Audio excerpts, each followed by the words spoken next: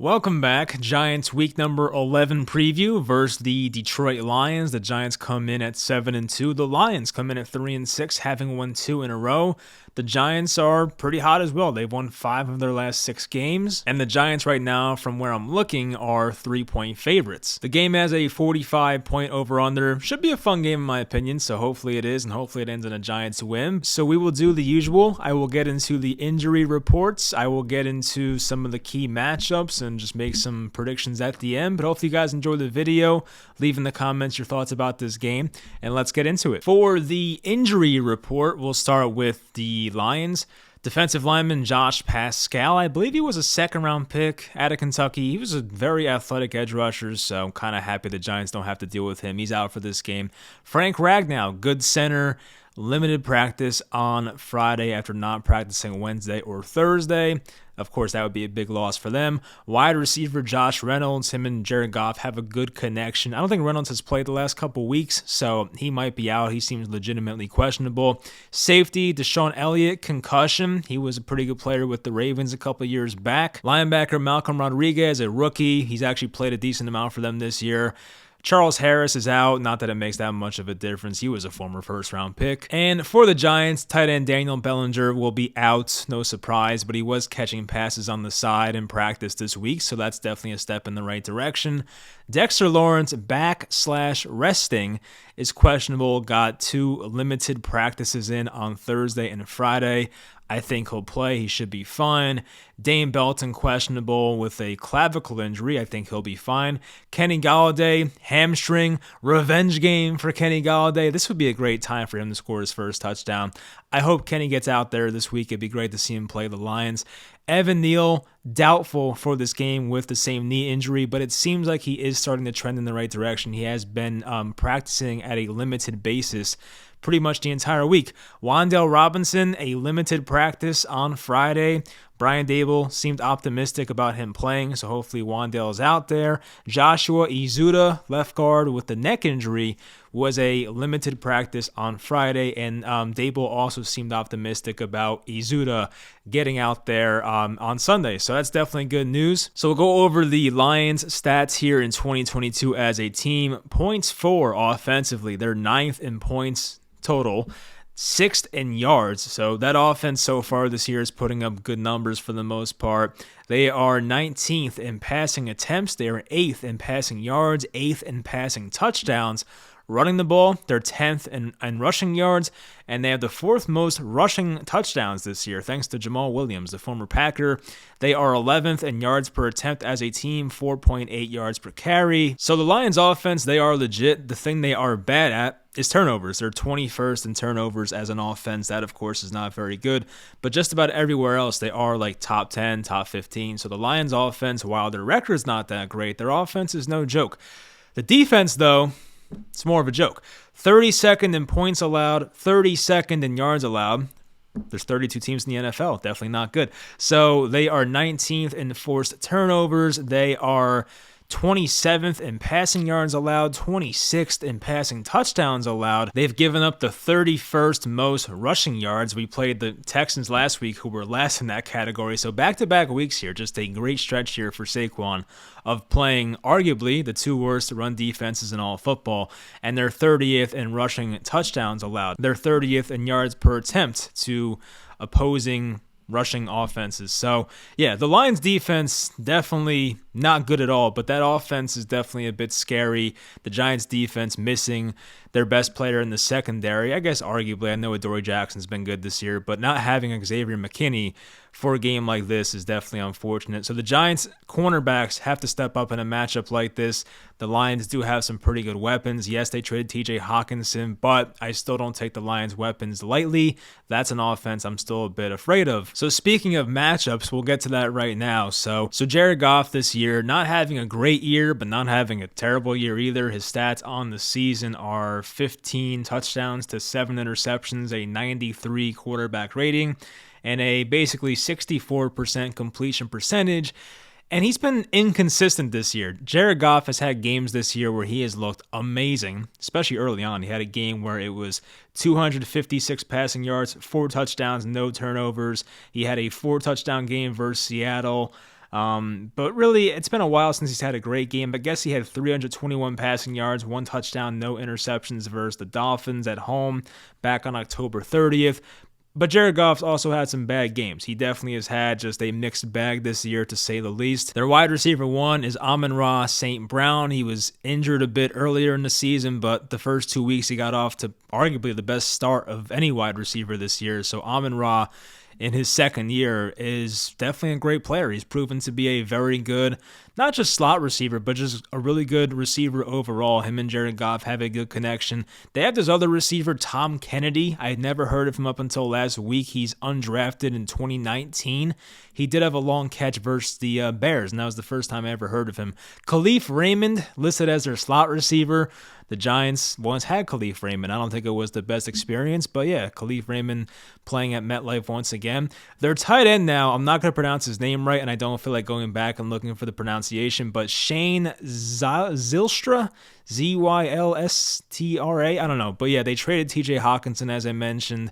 So Shane Z, I'll call him, is their backup tight end. Never heard of the guy. He can't be that good. The Lions' offensive line is no joke. I mean, I can pretty much name their entire offensive line, which says a lot here. I mean, Evan Brown was the one guy I'm kind of unfamiliar with, but left tackle Taylor Decker, he's been good for a while. Jonah Jackson out of Ohio State a couple years ago, good player. We mentioned Frank Ragnow at center, and Penei Sewell at right tackle, drafted in the first round a couple years ago, is quietly one of the best right tackles in football. I mean, Penei Sewell is probably, 21, 22. He's barely 22 years old, so he's been playing at an elite level, but I don't know if it's the Lions or the not winning part. He does not get much national attention, but yeah, Penei Sewell has definitely been worth that pick so far. So yeah, the Giants cornerbacks will definitely have a decent assignment in this game. If Josh Reynolds is out, that would definitely help the Giants, of course. DJ Chark, who started the year on the Lions, I think he might be on IR, so don't have to worry about him. He was a talented guy with the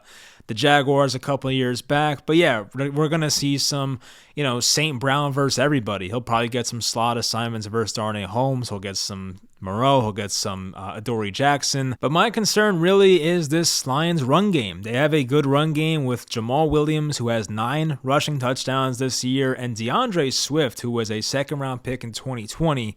DeAndre Swift is another guy who got off to such a great start, but he got hurt as well, so he's been kind of working his way back slowly here. But Jamal Williams, DeAndre Swift is a great 1-2 punch at running back. They have different skill sets. Swift is more of that. He's a swift guy with good receiving, skill set. He can make guys miss in the open field. Jamal Williams is pretty good at everything, but he's just a really, really good goal line back. So Jamal Williams, once they get to that goal line, he is their go-to guy. The Giants' defensive line had a lot of success versus the Texans because their interior offensive line was not very good. The Lions are a different story. They have a good interior. So guys like Dexter Lawrence, Leonard Williams, I'm not saying they're going to play bad, but they will have a tougher task this week as compared to last week versus the Texans. The Giants linebackers, Micah McFadden, you have Tate Crowder, who seems to be playing less now. You have Jalen Smith. Those guys will definitely have important roles in this game as to stopping the run, stopping DeAndre Swift, not allowing the big play, stopping Jamal Williams.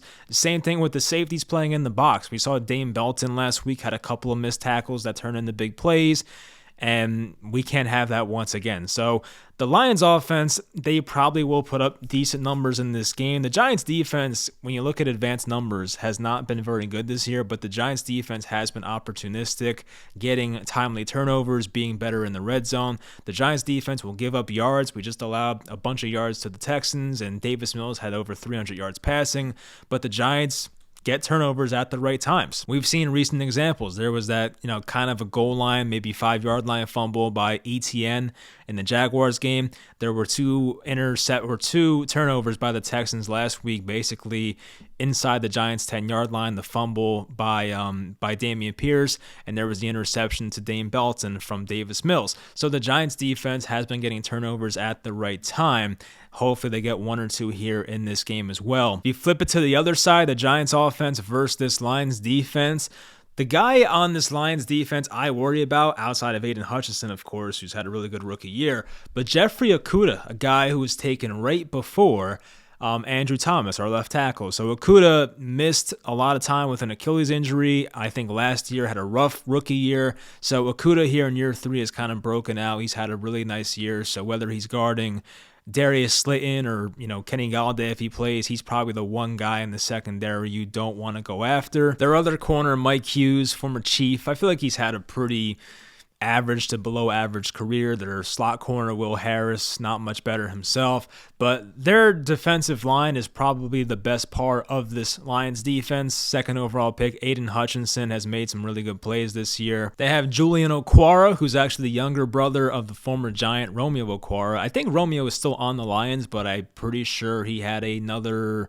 bad injury. It might have been Achilles tear, actually, but yeah, he was on the Lions. They still have Michael Brockers, the former Ram, but he's had an awful year. He's not really playing as much these days. Levi Muzarike is on IR. Definitely, he's one of the better players on the Lions defensive line, so not dealing with him is nice. Aleem McNeil was he was a higher pick, maybe a second, third round pick, but he was a good run stopper, so another guy in that Lions defensive line. Their defensive line's pretty good, so that's the one part I'm pretty much concerned about, but their linebackers, corners outside of Okudah, I'm not really that concerned about. The Giants' offensive line, I mean, that's one area I'm kind of concerned about in this game. Hopefully we see some Andrew Thomas versus Aiden Hutchinson. That should be a good matchup. It's the other guys with the Giants' offensive line you're kind of worried about, from Joshua Izuda to John Feliciano to Mark Lewinsky to Tyree Phillips now filling in for Evan Neal. That's the question marks for this Giants offensive line, so we'll see about that. Saquon Barkley versus a bad run defense. How many carries does he get?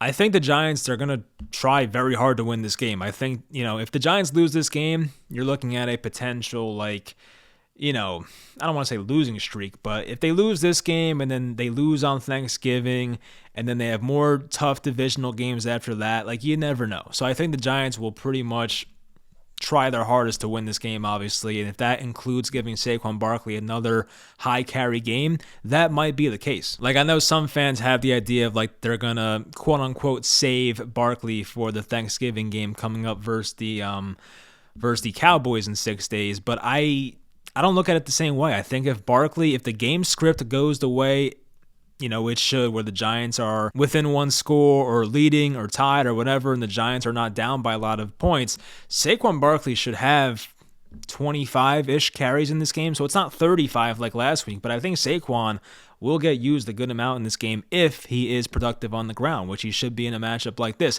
Daniel Jones playing a passing defense that's also not that good. The Giants should have opportunities to make plays in the passing game. Jones statistically last week was pretty good, almost 200 passing yards, 2 touchdowns, no turnovers. Daniel Jones has the longest streak of not throwing an interception, so hopefully we don't jinx that, but that is a true stat right now. So the Giants offense has not been turning the ball over, and their quarterback has been a big part of that. The Giants definitely don't beat themselves. My concern is that the Giants defense has a couple breakdowns and the Lions get to a point total that the Giants will have trouble getting to. If the Lions score 26 or 27 or more, that might be a problem, because the Giants offense, as we know, they like to hang around in the mid to low 20s or high teens. They don't score much more than that. So if the Lions get to a threshold of 26, 27 points, you start to wonder, can the Giants offense keep up with that? Hopefully they can, but it's a legitimate question and a legitimate concern to have. So yeah, I think this is a big game, obviously, because let's say the Giants do lose this game, you get to 7-3. You're going to be underdogs by a decent amount versus Dallas. That could be 7-4. You're playing a hot Washington team, so then you get Philly. You don't want to get into a point here where the losses pile on. You want to get this one, get to 8-2, and at that point, if you're 8-2, all you need is 1 or 2 more wins to just secure a playoff spot. So I hope they win this game, obviously. I don't want to say it's a must-win game. I don't like that term, especially when you're 7-2, but when you have the look-ahead schedule with all the division games and being at Minnesota late in the season and being at Philadelphia, you have Indianapolis who's playing better now. This is a game that just might be the, easiest game remaining on the Giants' schedule. I guess it depends how the Colts look, but still, this arguably will be the easiest game remaining. So the Giants being 3-point favorites, you would hope come away with this victory, but I don't take the Lions lightly. I'm picking the Giants to win. My score prediction was 26-24 Giants, but I do have concerns about our defense in this matchup, so we'll see. Can the Giants, passing offense, can they open things up? Yes, they had good numbers last week, but a lot of that was kind of a fluke play by Darius Slayton where he broke a tackle on a drag route and took it 50-something yards to the house. So that's not going to happen every week, but you get a weak defense once again. Hopefully the Giants can, put up points offensively, and I think they should in this game. And I do hope Kenny Golladay gets his first touchdown as a Giant. That would be awesome. So that'll do it for the video. I hope you guys enjoyed. Leave in the comments once again how you feel about this game, any score predictions you guys have, and I will talk to you guys when this one is over on Sunday night when the Giants are 8-2, hopefully.